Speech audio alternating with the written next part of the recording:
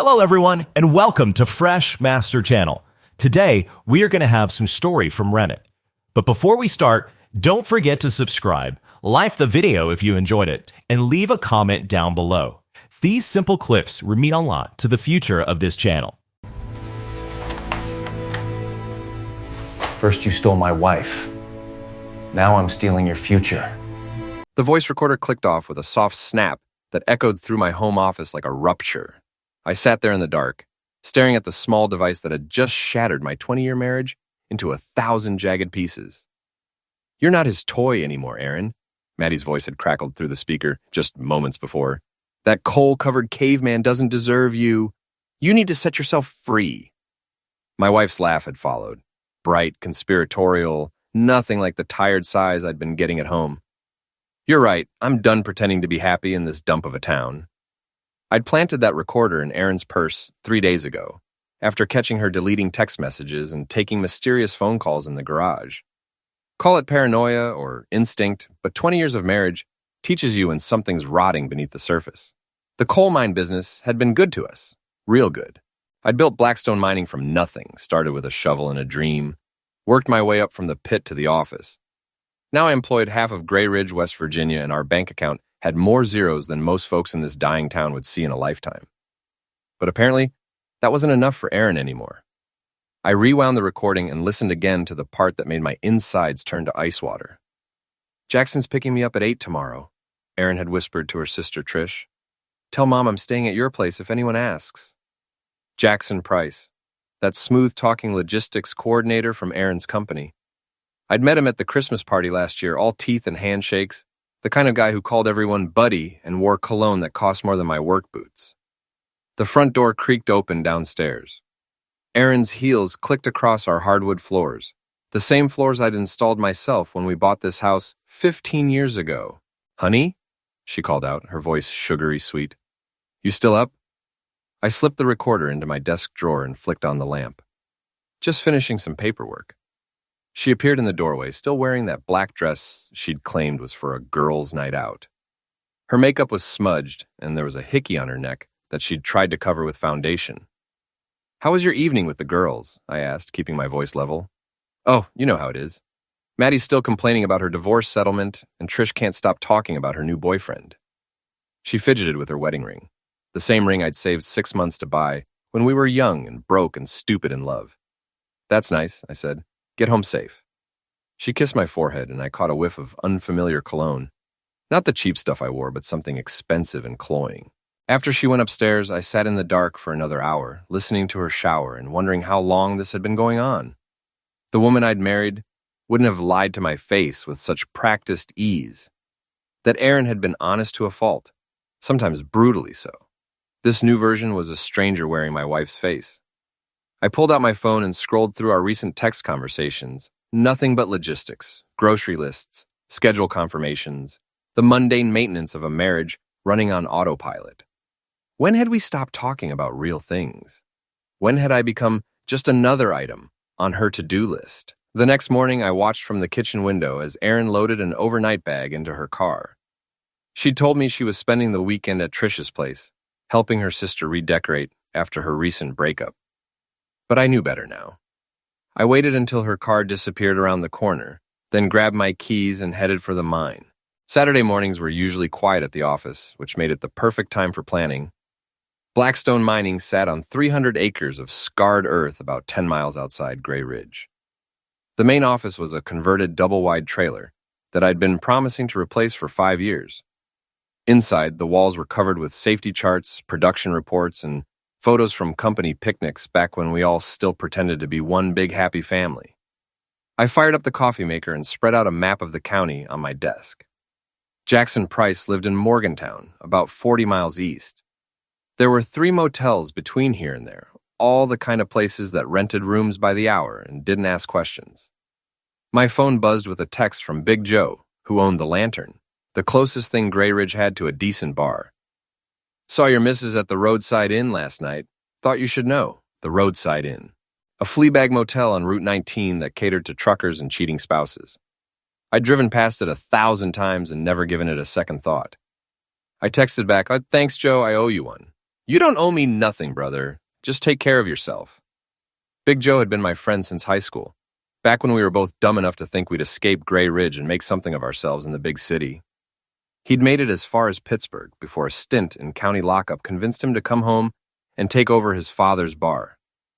I'd never left at all, but I had made something of myself, right here in this forgotten corner of Appalachia.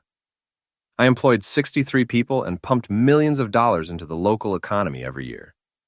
I'd earned respect the hard way, with calloused hands and an honest day's work. And now my wife was throwing it all away for some slick-haired pretty boy who probably couldn't change his own oil. I spent the rest of the morning going through personnel files, looking for any connection between my operation and Jackson Price. What I found made my jaw clench so hard I thought my teeth might crack. 3 months ago, we'd been hit with a surprise safety inspection that had cost us 2 weeks of production and $30,000 in fees. The inspector had known exactly where to look, like someone had given him a roadmap of our operation. The complaint had been filed anonymously, but it had come through the same regional office where Jackson worked. My wife hadn't just been cheating on me. She'd been feeding information to her boyfriend, helping him sabotage my business. I leaned back in my chair and stared at the ceiling tiles, trying to process the magnitude of her betrayal. This wasn't just about love or romance or whatever fairy tale she'd convinced herself she was living. This was about destroying everything I'd built. The smart thing would have been to call a lawyer, file for divorce, and try to salvage what I could. But I'd never been accused of being smart. I was a coal miner's son who'd clawed his way up from nothing, and I'd learned early that sometimes you have to fight dirty to survive. If Erin wanted to play games, I'd teach her the rules. Sunday morning arrived gray and drizzling, the kind of weather that matched my mood perfectly. I was nursing my second cup of coffee when Trish knocked on the back door. My sister-in-law was 5 years younger than Erin, with the same blonde hair but none of the polish. Where Erin had learned to smooth her rough edges, Trish still carried herself like the scrappy kid from the wrong side of Gray Ridge that she'd always been. "Morning, Danny," she said, letting herself into the kitchen without waiting for an invitation. "Erin around? She's still at your place, isn't she?" I kept my voice neutral, curious to see how deep this conspiracy went. Trish's face flushed red. "Oh, right, of course. I left early this morning and wasn't sure if she was still sleeping." Strike one. If Erin had really spent the night at Trish's place, her sister would know whether she was still there. "Want some coffee?" I offered. "Sure." Trish settled into the chair across from me, the same spot where Erin used to sit when we'd plan our days over breakfast. Before she'd started making plans that didn't include me, I poured her a mug and studied her face. Trish had always been the wild one, the sister who'd gotten pregnant at 16 and married 3 different men before she turned 30. But she'd also been fiercely loyal to family, which made her presence here interesting. "You know," she said, stirring sugar into her coffee, "I've been thinking about what you said at Christmas." I hadn't said much of anything at Christmas, but I played along. "What's that?" "About how marriage takes work, how you have to fight for what matters." She looked up at me with eyes that were too knowing for comfort. "Sometimes I wonder if Erin remembers that." Strike two. Trish was fishing, trying to figure out what I knew. "Erin's going through a phase," I said carefully. "New job, new friends. She's trying to figure out who she wants to be." "Yeah, about those new friends." Trish pulled out her phone and scrolled through her photos. "I was at Maddie's birthday party last week. Erin couldn't make it. Said she had to work late, but Maddie showed us some interesting pictures." She turned the phone toward me, and my blood turned to ice. The photo showed Erin and Jackson at some upscale restaurant in Morgantown. She was laughing at something he'd said, her hand resting on his arm in a gesture that was way too intimate for business colleagues. "Maddie thinks it's hilarious," Trish continued. "She keeps saying Erin deserves better than being stuck in this dead-end town with a man who smells like coal dust." Strike three. But instead of anger, I felt something cold and calculating settle in my chest. "How long have you known?" I asked. Trish's shoulders sagged with relief. "About 6 weeks. I tried to talk to her, Danny, I really did. But she's got it in her head that she's some kind of trapped princess, and Jackson's her knight in shining armor." "Why are you telling me this?" "Because you're family," she said simply. "And because Erin's making a mistake that's going to destroy everything good in her life." I studied my sister-in-law's face, looking for signs of deception. Trish had always been transparent to a fault. She couldn't lie to save her life, which had gotten her into trouble more times than I could count. "What do you want me to do about it?" I asked. I don't know. Maybe nothing. Maybe everything. She leaned forward, her voice dropping to a whisper. But if you're planning something, I want to help. The smart thing would have been to send her home and handle this myself. But Trish had just handed me something more valuable than money. Information and an inside track to Aaron's plans. I might need someone to keep an eye on things, I said carefully. Let me know if Aaron's planning any more overnight trips. Trish nodded eagerly. She's got another business conference next weekend in Charleston this time. Charleston was only 2 hours away, close enough for day trips if it was really about business. The overnight stay was just another lie in a growing collection. After Trish left, I sat in my kitchen and tried to figure out what game she was really playing. The obvious answer was that she genuinely cared about her sister and wanted to prevent a disaster. But Trish had always been jealous of Aaron's success, her stable marriage, her comfortable life. Maybe she saw this as an opportunity to watch her perfect sister fall from grace. Or maybe she had her own agenda entirely. I spent the rest of the day working in my garage, tearing apart an old engine and trying to keep my hands busy while my mind raced.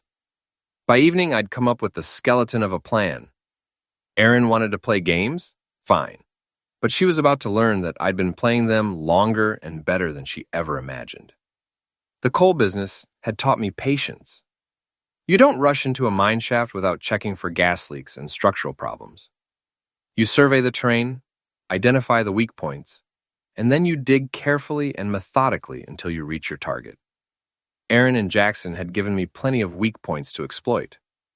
When my wife came home that evening, she was glowing with the kind of happiness I hadn't seen from her in months. She chattered about her weekend with Trish, spinning elaborate stories about shopping trips and movie marathons that sounded rehearsed and hollow. I played the part of the oblivious husband, nodding in the right places and asking harmless questions about her fictional weekend. But inside, I was taking notes, cataloging every lie for future reference. I'm thinking about taking that promotion they offered me, she said over dinner. It would mean more travel, but the money's too good to pass up. The promotion was real. I'd heard her talking about it months ago. But I was willing to bet the sudden interest had more to do with spending time with Jackson than advancing her career. That's great, honey, I said. You've worked hard for this. She smiled and reached across the table to squeeze my hand. Thanks for being so understanding. I know it's not easy having a wife who's never home anymore. The casual cruelty of that statement took my breath away. She was actually thanking me for making it easier for her to cheat. That night, as she slept beside me, I stared at the ceiling and finalized my plans. Aaron thought she was so clever, sneaking around behind my back while I played the role of the dumb, trusting husband. She had no idea what she'd unleashed. Monday morning found me at the lantern before the sun came up, nursing a cup of coffee that could strip paint and waiting for Big Joe to finish his inventory. The bar looked different in the harsh fluorescent light, older, more worn around the edges. The neon beer signs were dark, and the jukebox sat silent in the corner like a sleeping giant. You look like heck, Joe said, emerging from the back room with a clipboard and a frown. When's the last time you slept? Sleep's overrated, I replied. I need a favor. Joe poured himself a cup of coffee and settled onto the stool next to mine. At 52, he was built like a linebacker going to seed, with graying hair and knuckles scarred from his younger, stupider days. What kind of favor? The kind that involves Jackson Price and a little public embarrassment. Joe's eyes lit up with interest. I'm listening. I laid out the basics of my plan, keeping the details vague but the objective clear.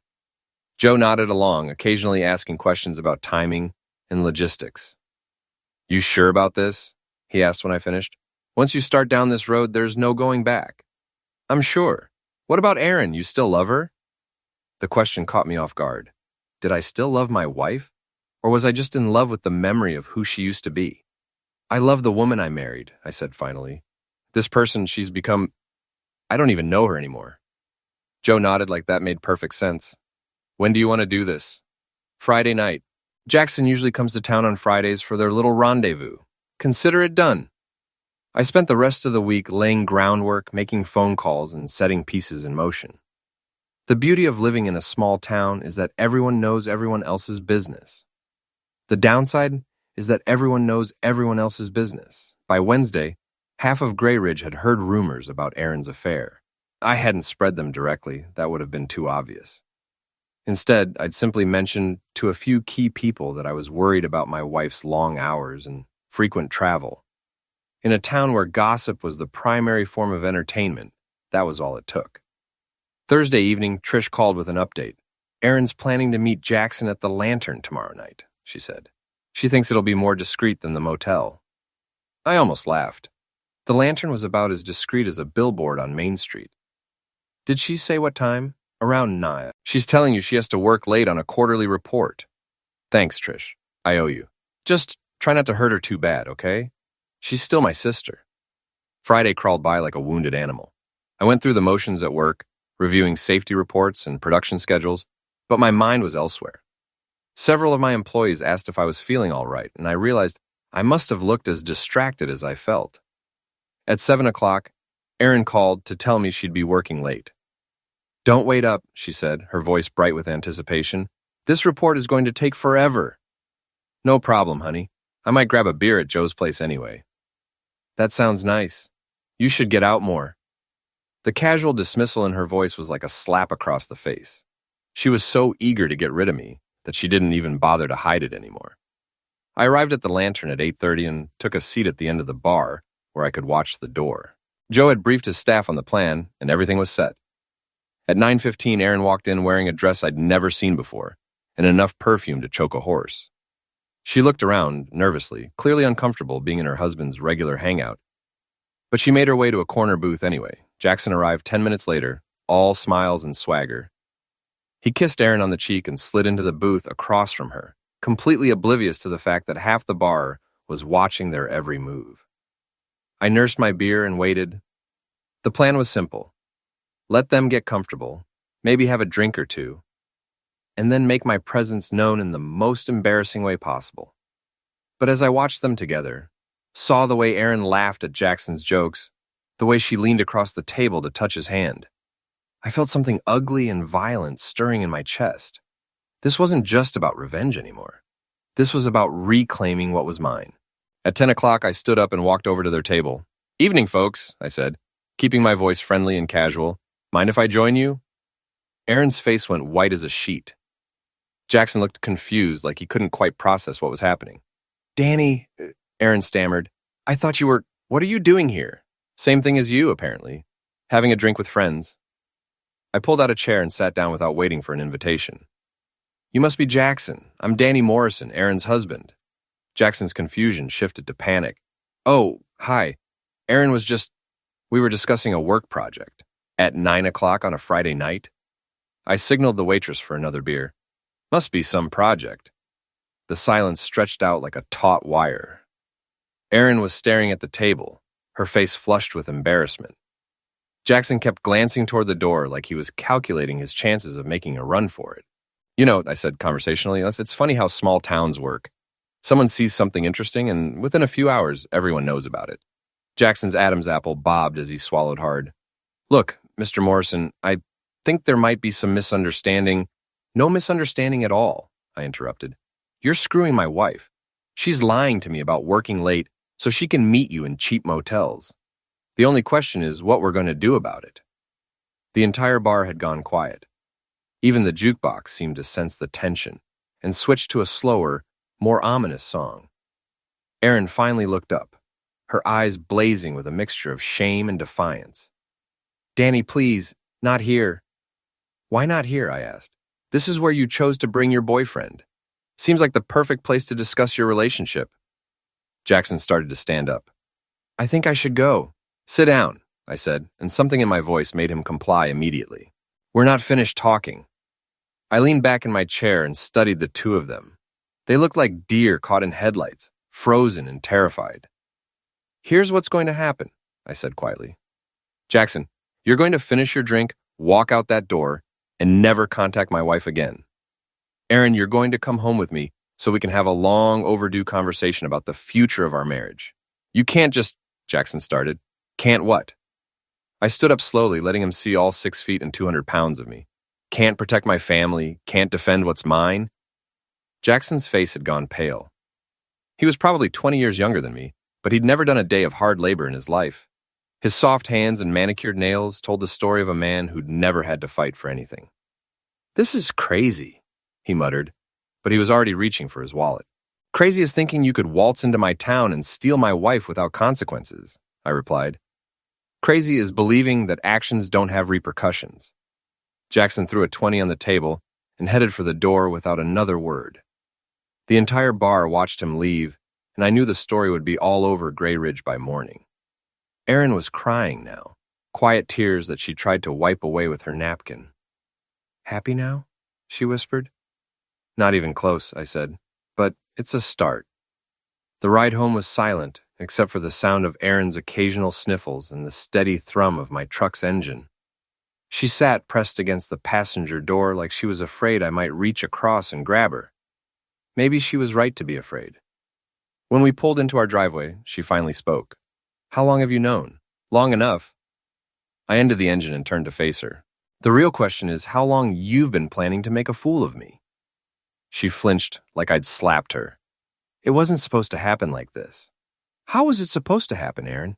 Were you planning to ask for a divorce? Or were you just going to keep sneaking around until someone else caught you?" "I don't know," she said, her voice barely above a whisper. "I haven't thought that far ahead." "Bees." The word came out harsher than I'd intended. "You've been feeding Jackson information about my business. That safety inspection that cost us $30,000? That came from his office." Her face went white. "Danny, I never..." "Never what? Never told your boyfriend about the safety violations you've been nagging me to fix for months? Never mentioned that we were cutting corners on the ventilation system?" The silence that followed was answer enough. "Jesus Christ, Erin. I could have lost everything. My business, my reputation, the jobs of 63 people who depend on me." "I was trying to protect those people," she said, finally looking at me directly. "Someone could have been ended because of those violations.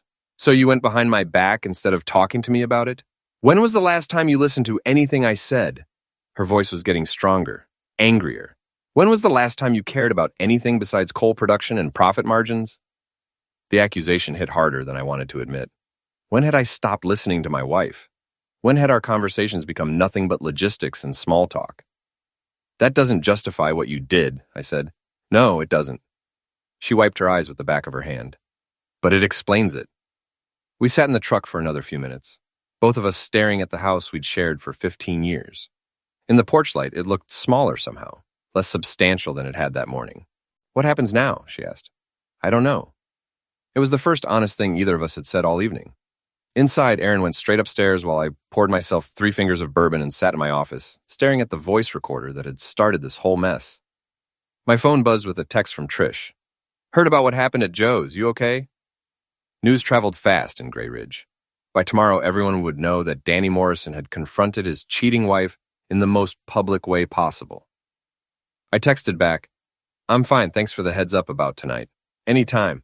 Erin's lucky to have someone who fights for her, even when she doesn't deserve it."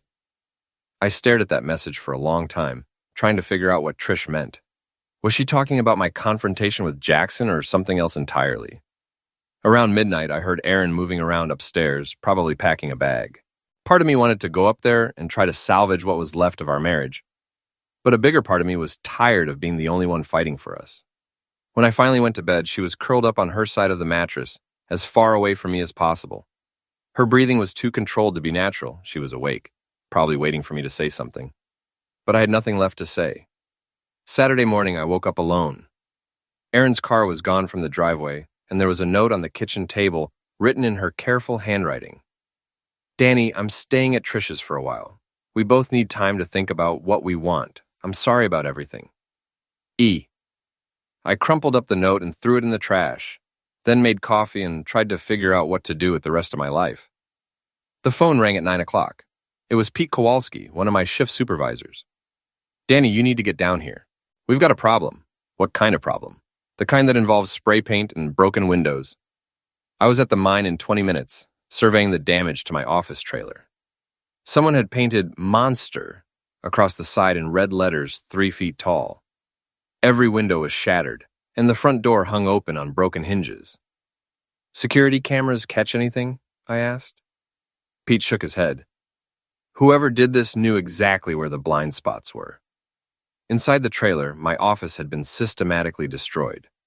Files were scattered across the floor, my computer monitor was smashed, and someone had poured motor oil all over my desk. But the real message was written on the wall behind my chair in the same red paint. Tainted money won't save you. Any idea who might have done this? Pete asked. I had several ideas, but only one made sense. Jackson Price was sending me a message. This was far from over. Call the sheriff, I said. I want this documented. You think they'll catch whoever did it? I looked around at the destruction of everything I'd built and felt something cold and calculating settle in my chest. They won't have to, I said. I'll handle this myself. Pete gave me a worried look. Danny, maybe you should let the law... The law is not going to protect what's mine, I interrupted, but I will. As I surveyed the wreckage of my office, I realized that Jackson Price had just made a serious mistake. He'd escalated this from a personal matter to a business one, and he'd chosen to play on my turf. He was about to learn why that was a very bad idea.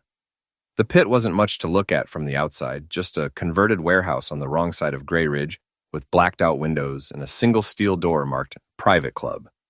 But inside, it was where men came to settle their differences the old-fashioned way.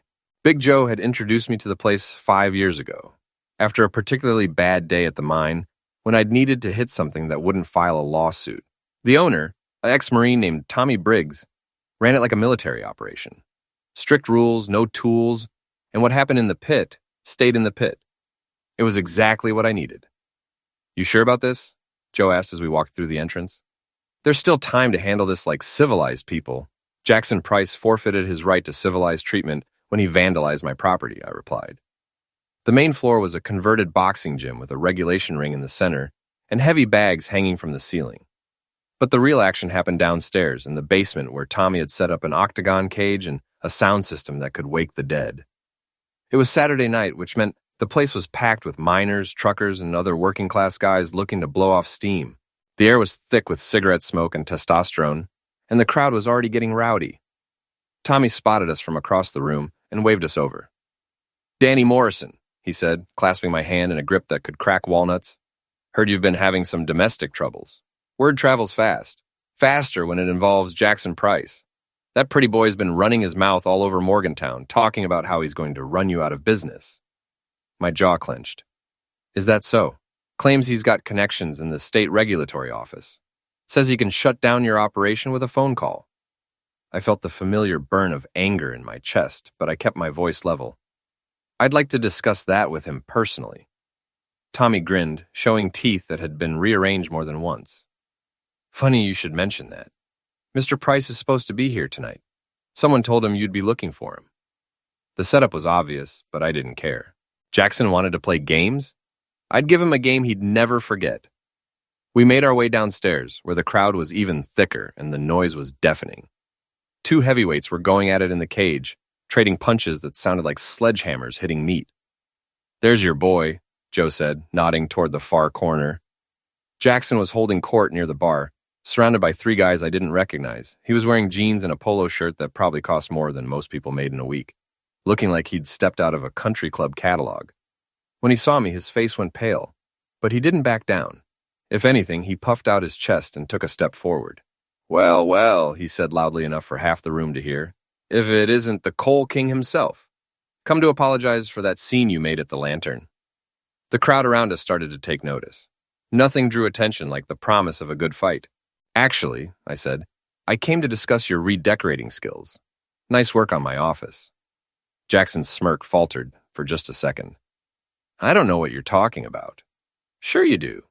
Red paint, broken windows, threats written on the walls, very artistic. Sounds like you've got enemies, Morrison. Maybe you should examine your business practices. The crowd was getting bigger, sensing weakness in the water. Someone started chanting, fight, fight, fight, and the energy in the room shifted from casual interest to predatory excitement.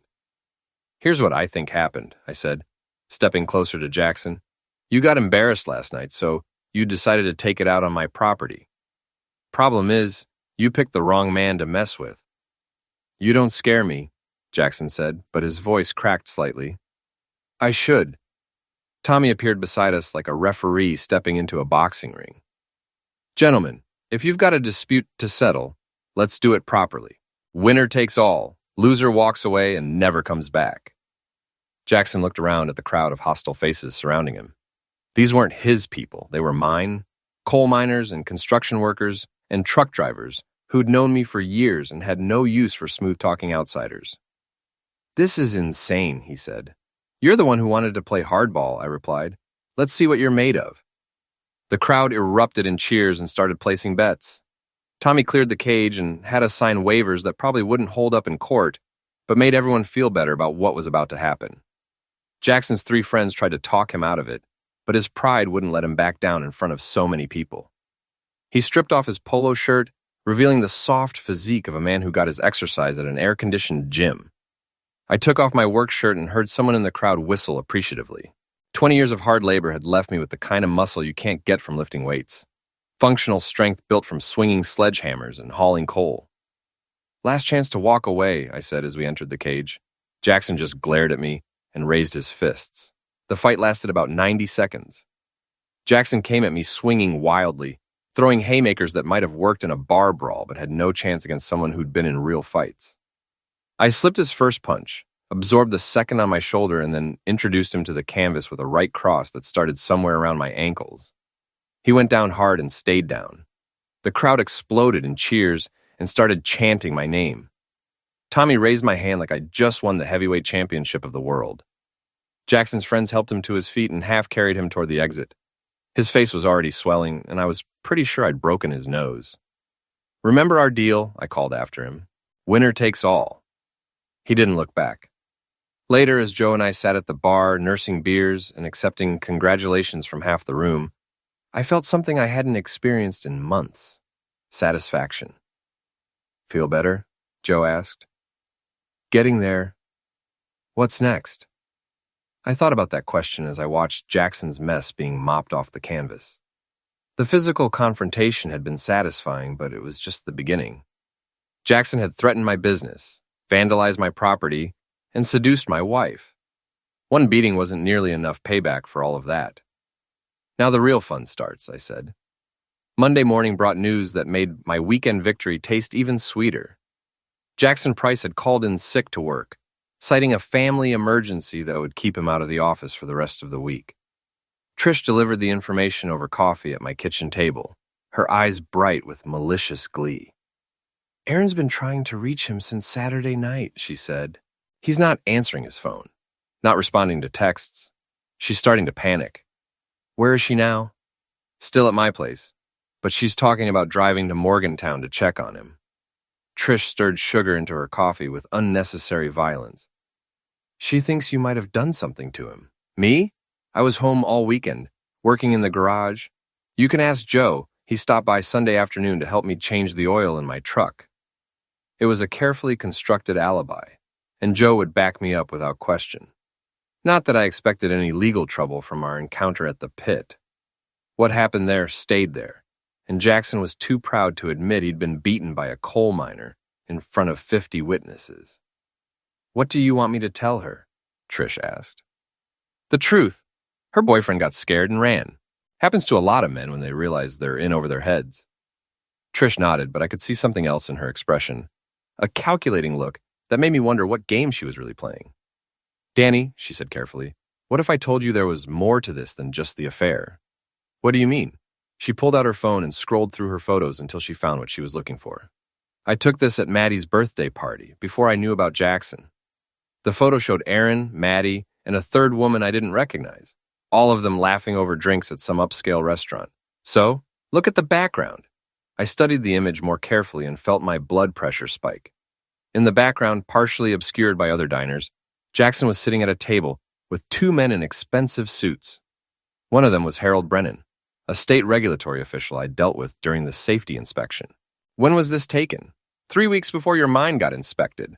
The implications hit me like a sledgehammer. This wasn't just about an affair. It was about a coordinated effort to destroy my business. Jackson hadn't just been sleeping with my wife. He'd been using her to gather intelligence for what looked like a much bigger operation. "Who's the third man?" I asked. "I don't know, but Maddie might. She knows everyone in the state capitol." I studied the photo again, memorizing every detail. If Jackson thought he could use my wife to take down my business, He was about to learn a very expensive lesson about underestimating coal miners. "I need you to do something for me," I said. "Name it. Set up a meeting with Maddie. Tell her you're worried about Aaron, and you want to understand what's really going on." Trish's eyes lit up with anticipation. "You think Maddie's involved in this?" "I think Maddie likes to be the center of attention, and she's probably been bragging about her connections to anyone who'll listen." "What about Aaron? Let her stew for a while. When Jackson doesn't surface by the end of the week, she'll be desperate enough to make mistakes." After Trish left, I spent the morning making phone calls and pulling strings I hadn't used in years. The coal business might be dying, but it still had enough political influence to make life difficult for people who crossed the wrong lines. By noon, I had Harold Brennan's employment history, his financial records, and a list of every inspection he'd conducted in the past 2 years. The pattern that emerged was interesting. Brennan had a habit of targeting small, family-owned operations with suspiciously well-informed complaints. My phone rang just as I was finishing my research. "Danny, it's Pete. We've got another problem." "What now?" "Someone called in an anonymous tip about safety violations. State inspector's on his way." I felt a cold smile spread across my face. "Which inspector?" "Harold Brennan." "Perfect. Make sure everything's in perfect order when he gets there. And Pete, make sure you mention that we've installed those new ventilation systems I've been talking about." "We haven't installed any new ventilation systems." "We will have by the time Brennan gets here. Call Murphy's Industrial Supply and tell them it's an emergency. I don't care what it costs." I spent the rest of the day overseeing the installation of equipment that should have been put in months ago, but that wasn't the point. The point was showing Harold Brennan that his little game was over. When Brennan arrived Wednesday morning, he found a mining operation that exceeded every safety standard by a comfortable margin. He spent 3 hours looking for violations that didn't exist, growing more frustrated by the minute. Finally, I invited him into my newly repaired office for a private conversation. "Disappointing inspection?" I asked, settling behind my desk. Brennan was a thin, nervous man in his 50s who looked like he'd never done a day of manual labor in his life. "Your operation appears to be in compliance." "Appears to be? Harold, we're so far above compliance, we could probably qualify for a safety award." He shifted uncomfortably in his chair. "Yes, well, that's good to hear." "I was surprised to get another inspection so soon after the last one," I continued, "especially based on an anonymous tip. Those can be unreliable. We investigate all complaints thoroughly." "Of course you do. Speaking of complaints, I've been looking into some of your other inspections. Interesting pattern, a lot of small operators getting hit with expensive violations based on anonymous tips." Brennan's face went pale. "I don't know what you're implying." "I'm not implying anything, Harold. I'm stating facts." I leaned forward and fixed him with a stare that had intimidated better men than him. "The question is whether you want to discuss those facts here, or whether you'd prefer to explain them to the State Ethics Committee." The silence stretched out for nearly a minute before Brennan finally spoke. "What do you want?" "I want to know who's been feeding you information about my operation. I want to know who paid you to target small mining companies, and I want to know what Jackson Price promised you in exchange for your cooperation." Brennan's shoulders sagged in defeat. It wasn't supposed to hurt anyone. Jackson said he was just trying to force some safety improvements. "And the money? What money?" I pulled out a folder and slid it across the desk. "Bank records, Harold. Deposits that correspond exactly with the dates of your inspections. Someone's been paying you very well for your services." Brennan stared at the documents like they might burst into flames. "How did you get these?" "I've got friends in low places. Now start talking." What he told me over the next hour was even worse than I'd suspected. Jackson Price wasn't just some lovesick fool trying to impress my wife. He was part of a larger operation designed to drive small mining companies out of business and consolidate the industry under a few major players. Erin hadn't just been cheating on me. She'd been an unwitting accomplice in a conspiracy that could have destroyed dozens of family businesses and put hundreds of people out of work. By the time Brennan left my office, he was a broken man who'd agreed to cooperate fully with any investigation in exchange for my promise not to destroy his career immediately. But I wasn't done yet, not by a long shot. Jackson Price had made this personal when he seduced my wife. He'd made it business when he tried to destroy my operation. Now it was time to show him what happened when you declared war on a coal miner who'd spent his whole life fighting for everything he had. The Gray Ridge Town Hall hadn't seen a crowd this big since the mine explosion of 1907. Every seat was filled, and people were standing along the walls, all of them buzzing with anticipation about what Danny Morrison might say at the monthly town council meeting. I'd requested time on the agenda to discuss community safety concerns, which was vague enough to pique everyone's curiosity but specific enough to get me 15 minutes at the podium. What they didn't know is that I was about to blow the lid off the biggest scandal Grey Ridge had seen in decades. Erin sat in the third row, flanked by Trish and Maddie. She'd been trying to reach me all week, leaving increasingly desperate voicemails that I'd ignored. Jackson was still missing, and she was finally starting to understand that her perfect plan was falling apart. Mayor Patricia Hendricks called the meeting to order and worked through the usual business: budget reports, zoning requests, complaints about potholes, before finally introducing me. Danny Morrison has requested time to address the council about community safety concerns, she announced. Danny? I walked to the podium and looked out at the sea of familiar faces.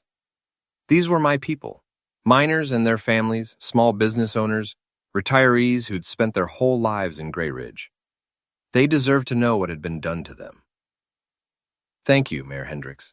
I'm here tonight to talk about a conspiracy that's been operating right under our noses, targeting our businesses and threatening our way of life.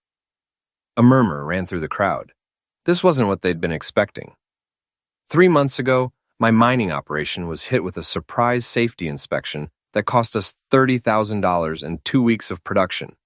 The inspector claimed he'd received an anonymous tip about violations. I clicked a remote and the first slide appeared on the projection screen behind me, a photo of Harold Brennan accepting an envelope from Jackson Price. That inspector was Harold Brennan, and the tip wasn't anonymous. It came from Jackson Price, a logistics coordinator who's been running a scheme to drive small mining operations out of business. The murmur became a roar. I waited for it to die down before continuing. Mr. Price has been using inside information to target family-owned businesses throughout the region.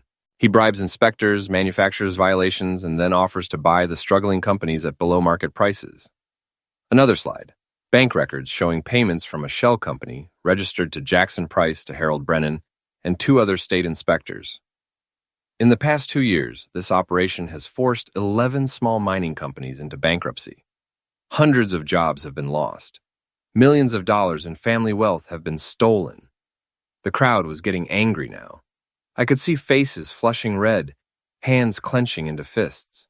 But Mr. Price made a mistake when he targeted Grey Ridge. He thought he could seduce one of our own into helping him destroy our community. I clicked to the next slide, a photo of Erin and Jackson at the restaurant, clearly intimate and conspiratorial. Erin gasped and half rose from her seat. Trish grabbed her arm and pulled her back down, but the damage was done. Everyone in the room had seen the photo, and they all knew what it meant. My wife, Erin Morrison, has been having an affair with Jackson Price for the past 6 months. During that time, she provided him with detailed information about my business operations, safety procedures, and financial records. The room erupted. People were shouting, standing up, pointing at Erin. She was crying now, her face buried in her hands. I don't blame my wife for falling for a smooth-talking con man, I continued, raising my voice to be heard over the chaos. Jackson Price is a professional manipulator who preys on vulnerable people. But I do blame him for using her feelings to attack our community. Mayor Hendricks was banging her gavel, trying to restore order. Mr. Morrison, these are very serious accusations. They're not accusations, Mayor. They're facts backed up by evidence that I've already turned over to the State Attorney General's office. That got everyone's attention. The room fell silent. Harold Brennan has agreed to cooperate fully with the investigation in exchange for leniency. We have bank records, recorded phone conversations, and photographic evidence of the entire operation. I clicked to the final slide, a mugshot of Jackson Price from his arrest that morning on charges of conspiracy, bribery, and fraud. Jackson Price was arrested at 6 a.m. today at his apartment in Morgantown. He's being held without bail pending trial. The other conspirators will be arrested within the week. The silence stretched out for nearly a minute before someone in the back started clapping. Then someone else joined in, and within seconds the entire room was on its feet, applauding and cheering. I stood at the podium and soaked it in. The vindication, the satisfaction, the sweet taste of justice served cold. When the applause finally died down, I leaned into the microphone for my closing statement. Jackson Price thought he could come into our town and take what didn't belong to him. He thought we were just a bunch of dumb coal miners who wouldn't fight back. He was wrong. I looked directly at Aaron, who was staring at me with a mixture of horror and something that might have been admiration. In Gray Ridge, we protect what's ours. We stand up for our neighbors, and we don't let outsiders destroy what we've built with our own hands. I stepped away from the podium to another round of thunderous applause. As I walked back to my seat, people reached out to shake my hand, pat my back, and offer their congratulations. But I wasn't done yet. After the meeting, as people filed out into the parking lot, still buzzing with excitement, I found Maddie standing by her car looking like she'd seen a ghost. "Quite a show in there," she said. "Just getting started," I replied. "We need to talk." "I don't think that's a good idea. I think it's a great idea, especially since you're the one who introduced Jackson to my wife in the first place." Maddie's face went white. "I don't know what you're talking about." "Sure you do. You've been working with Jackson for months, identifying potential targets and setting up the seductions. Erin wasn't his first victim, was she?" The silence was answer enough. "Here's what's going to happen," I continued. "You're going to turn yourself into the state attorney general's office tomorrow morning. You're going to tell them everything you know about Jackson's operation, and you're going to pray that your cooperation is enough to keep you out of prison. And if I don't?" I smiled, and she took a step backward. "Then I'll make sure everyone in this town knows exactly what you've been doing, how you've been destroying families and communities for money, how you convinced my wife to betray her own husband." Maddie was crying now, mascara running down her cheeks in black streams. "It wasn't supposed to happen like this," she whispered. "It never is," I replied, "but it did." I left her standing in the parking lot and walked to my truck, where Trish was waiting for me. "That was incredible," she said. "You destroyed them. They destroyed themselves. I just made sure everyone knew about it. What about Erin?" I looked back at the town hall, where my wife was still sitting in her seat, staring at nothing. "What about her? Are you going to take her back?" I thought about that question as I started the truck and pulled out of the parking lot. 3 months ago, I would have said yes without hesitation. Erin had been the center of my world for 20 years. But that woman was gone, replaced by someone I didn't recognize and couldn't trust. "Some things can't be fixed," I said finally. As we drove through the quiet streets of Gray Ridge, I felt something I hadn't experienced in months: peace. Jackson Price was in jail, his conspiracy was exposed, and my reputation was not only intact but stronger than ever. The coal business might be dying, but Gray Ridge would survive. We always had, and so would I.